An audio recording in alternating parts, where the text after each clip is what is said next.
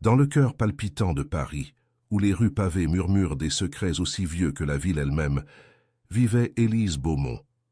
À 35 ans, elle incarnait l'élégance parisienne avec sa silhouette gracile et ses yeux couleur ardoise, qui semblaient toujours chercher quelque chose au-delà de l'horizon.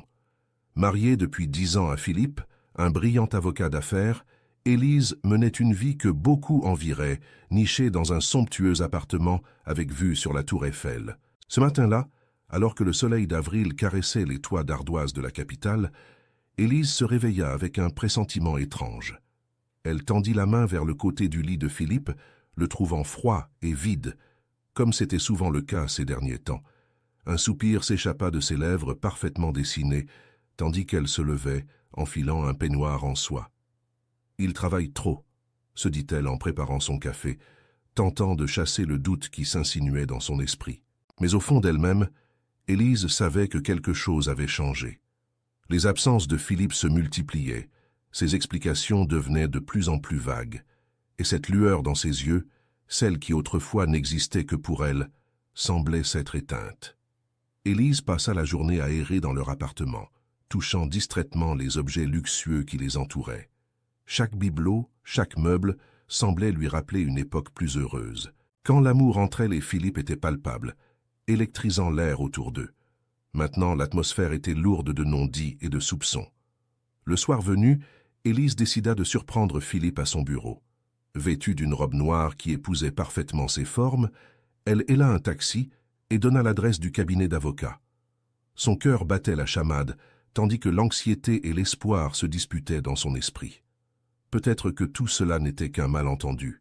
Peut-être que Philippe serait ravi de la voir. Lorsqu'elle arriva devant l'imposant bâtiment haussmannien qui abritait le cabinet, Élise hésita un instant.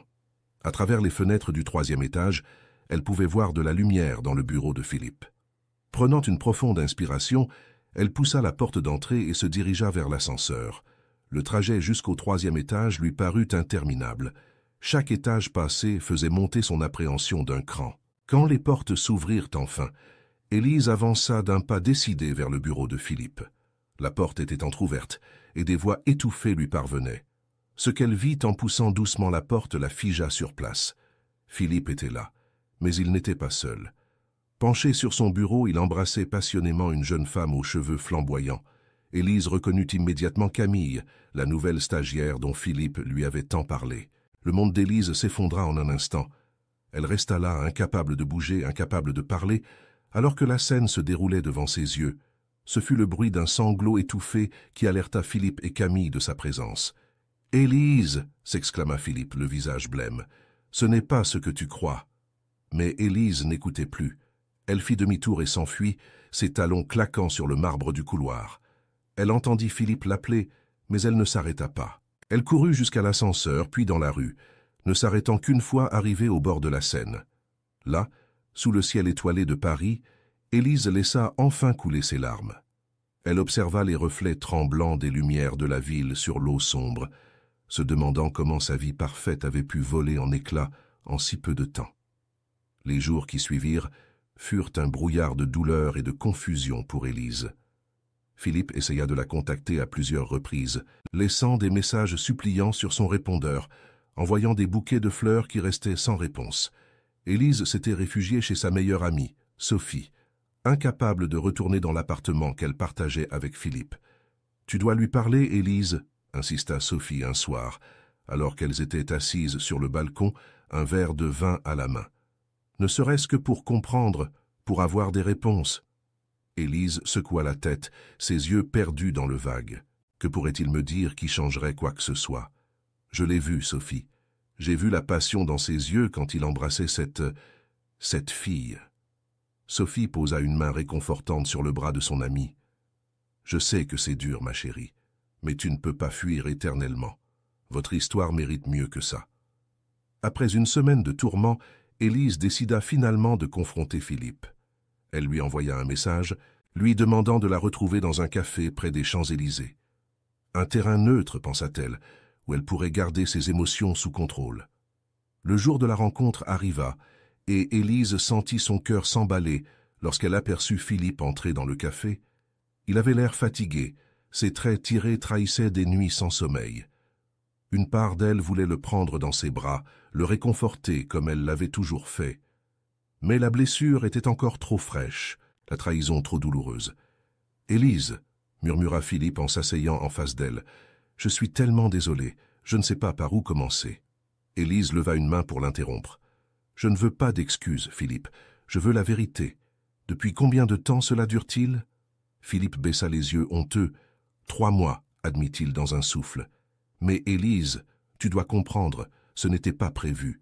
Je ne voulais pas te faire de mal. » Un rire amer s'échappa des lèvres d'Élise. « Me faire du mal ? Et à quoi t'attendais-tu exactement, Philippe ? Que je ne découvre jamais ta liaison ? Que je reste dans l'ignorance pendant que tu batifolais avec ta stagiaire ?» Les mots d'Élise, chargés de douleur et de colère, semblèrent frapper Philippe de plein fouet. Il tressaillit, comme si chaque syllabe était un coup physique. « Je sais que j'ai tout gâché, » murmura-t-il. « Mais Élise, je t'aime toujours. Notre mariage, notre vie ensemble, cela compte encore pour moi. » Élise sentit les larmes lui monter aux yeux, mais elle les retint. « Comment puis-je te croire, Philippe? Comment puis-je avoir confiance en toi après cela ?» Un silence pesant s'installa entre eux, seulement perturbé par le bruit des conversations environnantes et le tintement des tasses. Élise observa Philippe, cet homme qu'elle avait aimé pendant si longtemps, se demandant comment ils en étaient arrivés là. Soudain, Philippe leva les yeux, une lueur étrange dans le regard. « Élise, je sais que ce que je vais dire va te sembler fou, mais... Et si c'était une opportunité ?» Élise fronça les sourcils, perplexe. « Une opportunité ? De quoi parles-tu » Philippe prit une profonde inspiration avant de continuer. « Et si cette situation pouvait nous permettre d'explorer de nouvelles possibilités dans notre couple, si nous pouvions inclure Camille, au lieu de la voir comme une menace ?» Les yeux d'Élise s'écarquillèrent en sous le choc. « Tu me demandes de rejoindre ta liaison? De participer à ton infidélité? » « Non, non, » s'empressa de clarifier Philippe. « Je te propose d'ouvrir notre couple, d'explorer ensemble de nouvelles expériences. Camille est différente. Elle pourrait apporter quelque chose de nouveau à notre relation. » Élise resta sans voix, stupéfaite par l'audace de la proposition de Philippe. Une partie d'elle était révoltée, indignée qu'il puisse même suggérer une telle chose. Mais une autre part, une part qu'elle n'osait pas encore reconnaître, était intriguée. Était-ce la solution pour sauver leur mariage, ou le début de quelque chose de beaucoup plus complexe? Alors qu'Élise cherchait ses mots, son esprit tourbillonnant d'émotions contradictoires, elle réalisa que sa vie était à un tournant. Quoi qu'elle décide, rien ne serait plus jamais comme avant. Le café parisien bourdonnait autour d'Élise et Philippe, mais pour eux, le temps semblait s'être arrêté. La proposition de Philippe flottait entre eux, lourde de possibilités et de dangers. Élise sentit son cœur battre à tout rompre, sa gorge se serrer. Elle prit une longue gorgée de son café, devenu froid, pour se donner une contenance. « Philippe, » commença-t-elle d'une voix tremblante, « tu te rends compte de ce que tu me demandes? Ce n'est pas nous, ce n'est pas notre mariage. » Philippe se pencha en avant, ses yeux brillants d'une intensité qu'Élise n'avait pas vue depuis longtemps. « Notre mariage évolue, Élise. Peut-être que c'est exactement ce dont nous avons besoin pour le raviver, pour retrouver cette passion qui nous unissait. » Élise secoua la tête, incrédule. « Et Camille, qu'en pense-t-elle? Ou est-ce que tu ne lui as même pas demandé son avis avant de me faire cette proposition indécente ?» Un éclair de culpabilité traversa le visage de Philippe. « J'en ai discuté avec elle, admit-il. Elle est ouverte à l'idée. » Ces mots frappèrent Élise comme un coup de poing. L'idée que Philippe et Camille aient pu discuter de cela, planifier cela derrière son dos, la révoltait. Elle se leva brusquement, renversant presque sa chaise. « J'ai besoin d'air », murmura-t-elle, avant de se précipiter hors du café, laissant Philippe seul et désemparé. Les jours qui suivirent furent un tourbillon d'émotions pour Élise. Elle oscillait entre la colère, la tristesse et, malgré elle, une curiosité qu'elle n'osait s'avouer. Elle se plongea dans le travail, passant de longues heures à la galerie d'art qu'elle dirigeait, essayant de noyer ses pensées dans les couleurs et les formes des œuvres qui l'entouraient. Un soir, alors qu'elle fermait la galerie, elle reçut un message de Philippe. « J'aimerais que tu rencontres Camille, juste pour parler. S'il te plaît, Élise. Élise fixa longtemps son téléphone, le pouce hésitant au-dessus de l'écran. Finalement, poussée par un mélange de curiosité et de désir de confrontation, elle accepta. Le lendemain soir, Élise se retrouva dans un petit restaurant du Marais, le cœur battant et les mains moites. Philippe était déjà là, assis à une table dans un coin discret. À côté de lui se trouvait Camille. En s'approchant, Élise ne put s'empêcher de détailler la jeune femme. Camille était belle, d'une beauté fraîche et spontanée qui contrastait avec l'élégance plus mature d'Élise. Ses cheveux roux cascadaient sur ses épaules en boucles sauvages, et ses yeux verts pétillaient d'intelligence et de vivacité. « Bonsoir, Élise, » dit Camille d'une voix douce, se levant pour la saluer. « Je suis heureuse de vous rencontrer enfin, dans de meilleures circonstances. » Élise hocha simplement la tête, incapable de prononcer un mot. Elle s'assit, consciente du regard inquiet de Philippe, qui passait de l'une à l'autre. Le début du dîner fut tendu, rempli de silences gênés et de regards furtifs. Mais au fur et à mesure que la conversation s'engageait, Élise fut surprise de découvrir qu'elle appréciait la compagnie de Camille. La jeune femme était intelligente, drôle, passionnée par l'art, un domaine qu'Élise chérissait. « J'ai vu l'exposition que vous avez organisée le mois dernier à votre galerie, » dit Camille avec enthousiasme. « C'était magnifique. La façon dont vous avez juxtaposé les œuvres classiques et contemporaines était vraiment innovante. » Élise sentit une chaleur inattendue l'envahir face à ce compliment sincère. « Merci, » répondit-elle, un petit sourire aux lèvres. C'était un défi, mais j'étais contente du résultat. Philippe les observait, un mélange de soulagement et d'espoir dans les yeux. « Vous voyez, » dit-il doucement, « nous avons tous les trois plus en commun que nous ne le pensions. » Ces mots ramenèrent brutalement Élise à la réalité de la situation. Elle posa ses couverts, son appétit soudainement coupé. « Philippe, Camille, je comprends ce que vous essayez de faire. Mais je ne suis pas sûre de pouvoir... » Camille posa délicatement sa main sur celle d'Élise, la surprenant par ce geste. « Nous ne vous demandons pas de prendre une décision ce soir, Élise. Nous voulions juste ouvrir la conversation, voir si c'était possible. » Élise retira doucement sa main, troublée par le contact et par les émotions contradictoires qui l'assaillaient. « J'ai besoin de temps, » dit-elle finalement, « pour réfléchir, pour comprendre ce que je ressens vraiment. » Philippe et Camille acquiescèrent, respectant sa demande. Le reste du dîner se déroula dans une ambiance plus légère, mais Élise ne pouvait s'empêcher de remarquer les petits gestes, les regards complices entre Philippe et Camille. Une part d'elle était jalouse, blessée, mais une autre part était intriguée. Les semaines qui suivirent furent une période de profonde introspection pour Élise. Elle passa de longues heures à marcher le long de la Seine, à observer les couples qui flânaient main dans la main, se demandant si elle pourrait un jour faire partie d'un trio amoureux. Elle consulta même une thérapeute, Dr Martine Rousseau, espérant trouver des réponses à ses questions. « Ce que vous ressentez est normal, Élise, » lui dit Dr Rousseau lors d'une séance. « Vous êtes confrontée à une situation qui remet en question tout ce que vous pensiez savoir sur l'amour et le mariage. Il est naturel d'être confuse, effrayée même. » Élise hocha la tête, reconnaissante pour cette validation. Mais comment savoir si c'est la bonne chose à faire? Comment être sûre que je ne vais pas me perdre dans tout ça? Dr Rousseau lui sourit avec bienveillance. « Il n'y a pas de garantie en amour, Élise, que ce soit dans une relation traditionnelle ou dans ce que l'on appelle une relation polyamoureuse. La question est, êtes-vous prête à explorer cette possibilité, à vous ouvrir à une nouvelle forme d'amour et d'intimité ?» Ces mots résonnèrent en Élise longtemps après la fin de la séance. Elle réalisa qu'au-delà de la peur et de la jalousie, il y avait une part d'elle qui était curieuse, excitée même, à l'idée d'explorer cette nouvelle dynamique. Un soir, alors qu'elle contemplait Paris depuis la terrasse de son appartement, un verre de vin à la main, Élise prit sa décision. Elle sortit son téléphone et envoya un message à Philippe et Camille. « Je suis prête à essayer. Rencontrons-nous pour en discuter. » Le lendemain, ils se retrouvèrent tous les trois dans un parc tranquille. L'air était doux, chargé du parfum des fleurs printanières. Élise sentit son cœur s'accélérer en voyant Philippe et Camille s'approcher, main dans la main. « Avant tout, » commença Élise d'une voix ferme, « j'ai des conditions. Si nous faisons ça, nous devons être honnêtes les uns envers les autres, complètement transparents. Pas de secret, pas de mensonge.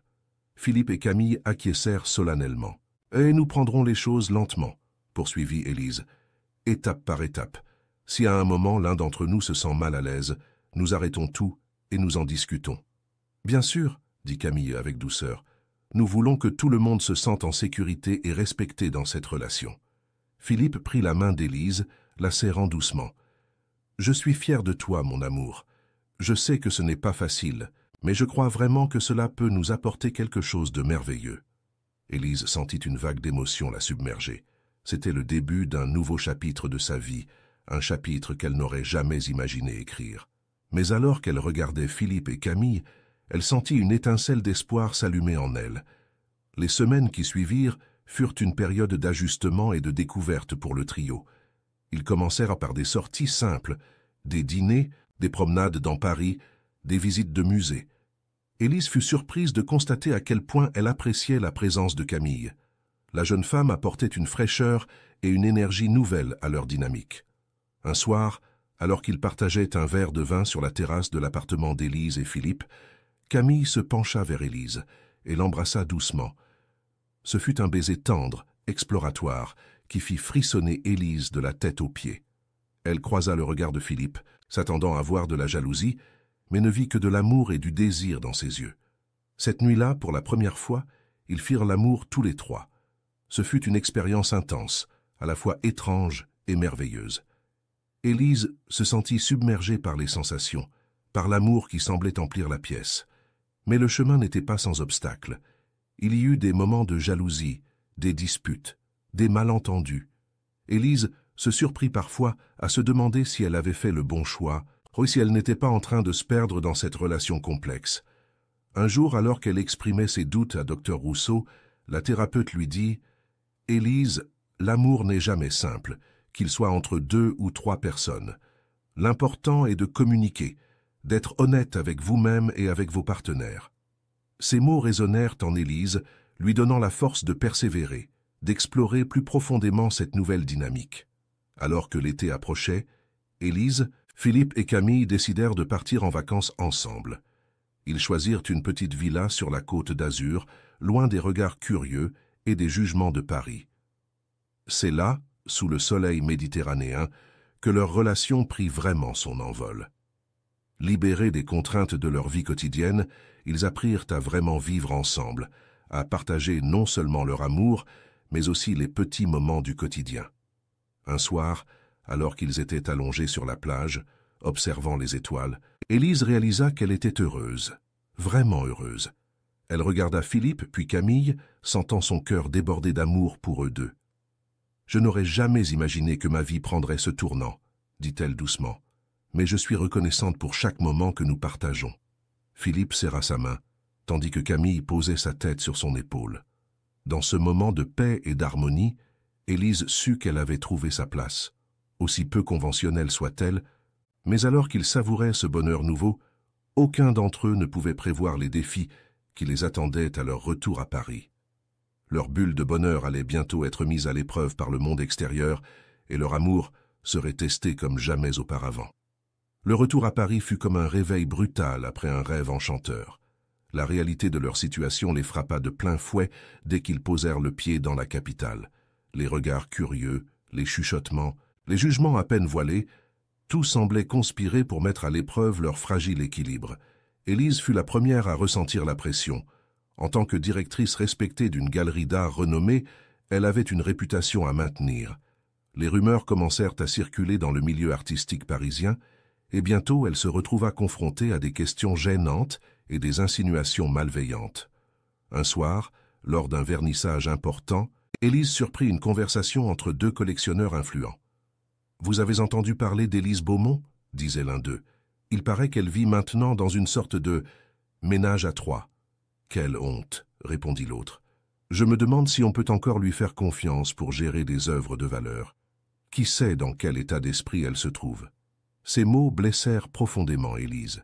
Elle, qui avait toujours été fière de son professionnalisme, se sentait soudain jugée, non plus sur son travail, mais sur sa vie privée.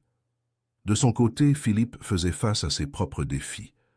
En tant qu'avocat respecté, il craignait que sa carrière ne pâtisse de sa situation personnelle. Certains clients commencèrent à hésiter à lui confier des dossiers importants, craignant que sa vie personnelle instable n'affecte son jugement professionnel. Quant à Camille, la plus jeune du trio, elle se retrouva souvent la cible de remarques cruelles et de jugements sévères. Beaucoup la voyaient comme une briseuse de ménage, ignorant la complexité et la profondeur de leur relation. La pression extérieure commença à peser lourdement sur leur relation. Des tensions apparurent, des doutes s'installèrent. Élise se surprit à ressentir de la jalousie envers Camille, craignant que sa jeunesse et sa beauté ne finissent par éclipser complètement sa place dans le cœur de Philippe. Philippe, quant à lui, se sentait tiraillé entre son amour pour les deux femmes et son désir de protéger sa carrière et sa réputation. Il commença à se montrer distant, passant de plus en plus de temps au bureau, évitant les confrontations. Camille, sensible aux tensions grandissantes, commença à se demander si elle n'était pas de trop dans cette équation. Elle envisagea même de s'éloigner, pensant que ce serait peut-être mieux pour tout le monde. Un soir, alors que l'atmosphère était particulièrement tendue dans leur appartement, Élise explosa. « Je ne peux plus continuer comme ça », s'écria-t-elle, les larmes aux yeux. « Tout le monde me regarde comme si j'étais une sorte de dépravé. J'ai travaillé si dur pour en arriver là et maintenant tout s'effondre à cause de ça. » Philippe tenta de la calmer, mais ses propres frustrations prirent le dessus. « Tu crois que c'est facile pour moi? J'ai des clients qui refusent de travailler avec moi maintenant. Tout ce que j'ai construit est en train de s'écrouler. » Camille, silencieuse jusqu'alors, intervint d'une voix tremblante. « Peut-être que je devrais partir. Ce serait plus simple pour vous deux si je n'étais pas là. » Ces mots figèrent Élise et Philippe. Malgré leurs doutes et leurs peurs, l'idée de perdre Camille leur était insupportable. Ce fut comme un électrochoc qui les ramena à l'essentiel. Élise fut la première à réagir. Elle s'approcha de Camille et la prit dans ses bras. « Non, » murmura-t-elle. « Non, tu ne pars pas. Nous sommes dans cette situation ensemble, et c'est ensemble que nous allons la traverser. » Philippe les rejoignit, enveloppant les deux femmes dans une étreinte protectrice. « Nous avons laissé le monde extérieur s'immiscer entre nous, » dit-il doucement. « Mais ce qui compte vraiment, c'est ce que nous ressentons les uns pour les autres. » Ce moment de vulnérabilité partagée marqua un tournant dans leur relation. Ils réalisèrent que s'ils voulaient que leur amour survive, ils devaient être forts, unis et fiers de leur choix.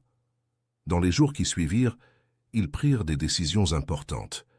Élise décida d'organiser une exposition audacieuse sur le thème de l'amour sous toutes ses formes, y compris les relations non conventionnelles. Ce fut un pari risqué, mais qui s'avéra payant. L'exposition fut un succès retentissant, attirant l'attention des médias et suscitant des débats passionnés sur l'art et la société. Philippe, inspiré par leur expérience, commença à se spécialiser dans les droits des familles non traditionnelles. Il devint rapidement une référence dans ce domaine en pleine expansion, gagnant le respect de ses pairs et attirant une nouvelle clientèle.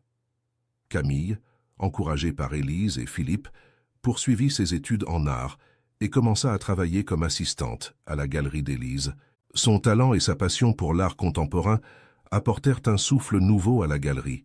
Petit à petit, leur relation devint moins un sujet de scandale et plus un exemple de courage et d'amour inconditionnel.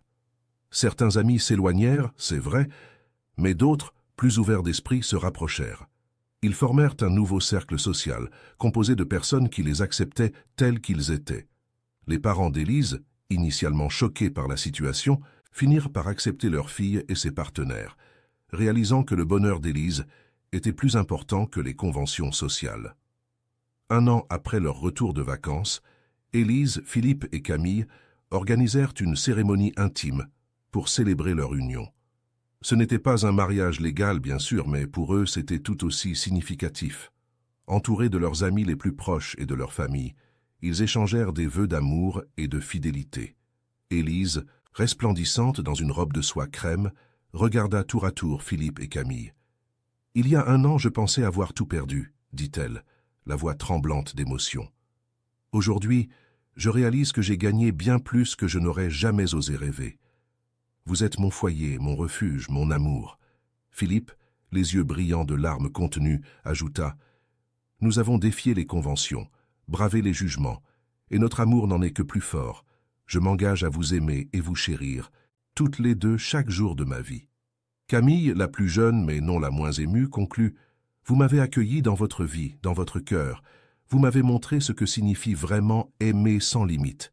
Je vous promets mon cœur, mon âme, pour toujours. » Alors qu'ils échangèrent des anneaux, symbole de leur engagement mutuel, Élise réalisa à quel point leur chemin avait été extraordinaire. D'une trahison douloureuse était né un amour plus grand, plus profond qu'elle n'aurait jamais cru possible. Les années passèrent et leur relation continua d'évoluer et de s'approfondir. Bien sûr, il y eut encore des défis à relever, des obstacles à surmonter. Mais ensemble, ils étaient plus forts que tout ce que la vie pouvait leur réserver. Élise, assise sur leur terrasse un soir d'été, observait Philippe et Camille qui préparèrent le dîner dans la cuisine. Elle sentit son cœur se gonfler d'amour et de gratitude. Elle repensa à ce jour fatidique où elle avait surpris Philippe avec Camille dans son bureau. À l'époque, elle pensait que sa vie était finie. Maintenant, elle réalisait que ce n'était que le début.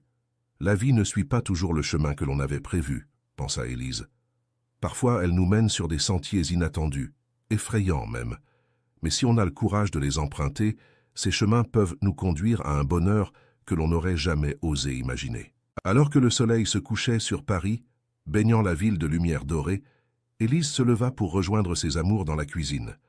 Elle savait que quoi que l'avenir leur réserve, ils l'affronteraient ensemble, unis par un amour qui défiait toutes les conventions. Fin. Si vous avez apprécié cette histoire émouvante, n'hésitez pas à laisser un commentaire et à partager vos impressions. Votre soutien nous encourage à continuer de partager des récits qui explorent les multiples facettes de l'amour et des relations humaines.